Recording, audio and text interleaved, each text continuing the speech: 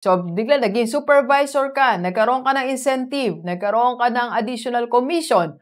So, yung mga lahat ng dumadating na yan sa'yo na hindi mo na-expect, hatiin natin. Ilagay mo rin sa saving mo. Progressive saving method. Mas malaki na siya ngayon at mas madalas. Nag-i-increase ang intensity.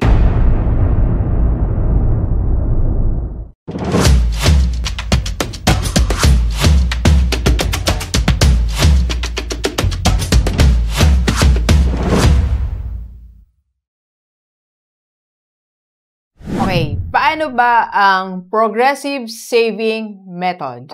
Pag-usapan natin. Let's go, let's go. Yes, sa ating po lahat na lalo kung nagkakaedad na tayo, dapat ang saving natin progressive. Alright?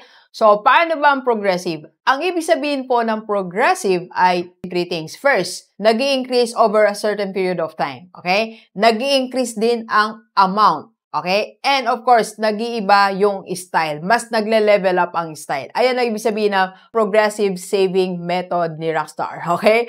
Alright, so, paano nga ba natin gagawin? Pero bago yan, bigyan ko muna kayo ng istorya, no? Alam mo, marami sa atin nakakapag-ipon naman tayo. Pero hindi siya progressive. Napansin mo ba?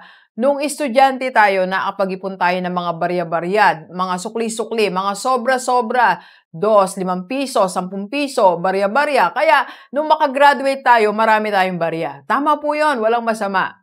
Pero, hindi na siya nag-i-improve. Nung naging empleyado tayo, barya-barya pa din ang ating iniipon. Sobra-sobra pa rin ang itinitira natin. Sobra-sobra pa rin yung itinatago natin. Sa alkansya pa rin tayo nakadepende. So, hindi siya nagiging progressive. Okay? And even po, nung tayo na-promote, ganun pa din pag-ipon natin. Hindi pa rin nababago yung amount, hindi pa rin nababago yung frequency. At nung nagkaroon tayo ng other source of income, ganun pa din, hindi tayo nag-i-improve. Okay? At nung nagkaroon tayo ng negosyo, hindi pa rin naging progressive ang pag-ipon natin. At lalong-lalo na, nung nag-abroad tayo, kung saan mas malaki ang kita natin, ang iniipon natin, sobra-sobra pa rin.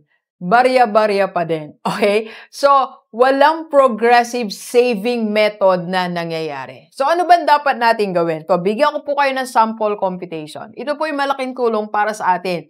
Para reviewin natin paano tayo nag-iipon. Progressive ba yan o traditional lang din? Gaya lang din ang dati. Okay? So, una-una. Pero bago yan, magkape tayo. Kape po.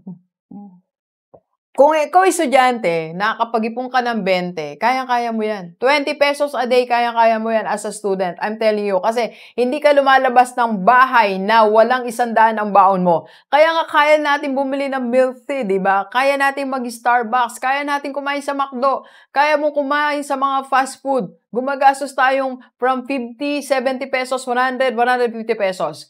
So, kaya mo mag-ipon ng 20 pesos. Tama? As a student. Okay? Now, nung nag-work ka na, kung nagwo-work ka na ngayon, hindi na 20 araw-araw, okay? Hindi na.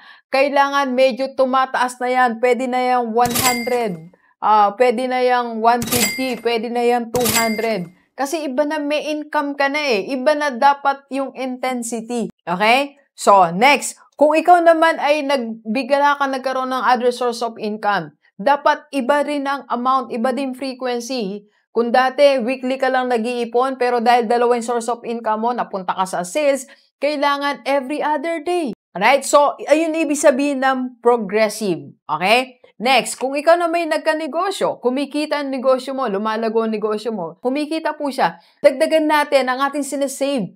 So, hindi na 3K, hindi na 4K, 10K a month. Kasi kumikita ka ng malaki. Progressive saving method. Okay? Alright? So, nung na-promote ka naman, so, bigla naging supervisor ka, nagkaroon ka ng incentive, nagkaroon ka ng additional commission. So, yung mga lahat ng dumadating na yan sa'yo na hindi mo na-expect, hatiin natin. Ilagay mo rin sa saving mo. Progressive saving method. Mas dumadami na ngayon yung savings mo. Mas malaki na siya ngayon at mas madalas. Nag-i-increase ang intensity. Okay? So, next, ngayon naman, 40 ka na, 50 ka na. Paano natin gagawin progressive ang saving method mo? Baguhin natin ang style. So, hindi ka na ngayon nag-aalkansya lang. Hindi ka na nagtatago lang ngayon sa envelope. Naka-mutual fund ka na ngayon. Di ba? So, ikaw na ngayon nag-i-invest. So, nasa stock market ka na ngayon. So, iba na yung style mo ngayon. Ibig sabihin yan, progressive yan. nag-iiba yung paano ka nag-iipon. Paano ka nagtatago ng pera mo? Progressive method. Okay? Kaya sa atin pong lahat, G-Leavers, paano ka ba mag-ipon? Dapat may gross. May increase in frequency, increase in number, increase in amount, and of course, increase in style. And we can help you po sa ating community, IMG Rockstar Community, paano ba mag-save progressively. Let's go, let's go. PM na sa personal life ni Doc. Kapi po tayo. Thank you for watching. We are inviting you to attend our free webinar on how to save and invest the right way para magkaroon ka na ng investment sa mutual fund and maka-start ka na ng Kaiser mo. Ang Kaiser 3-in-1 po yan. May healthcare, life protection, and investment. PM na sa personal life ko. Let's go, let's go!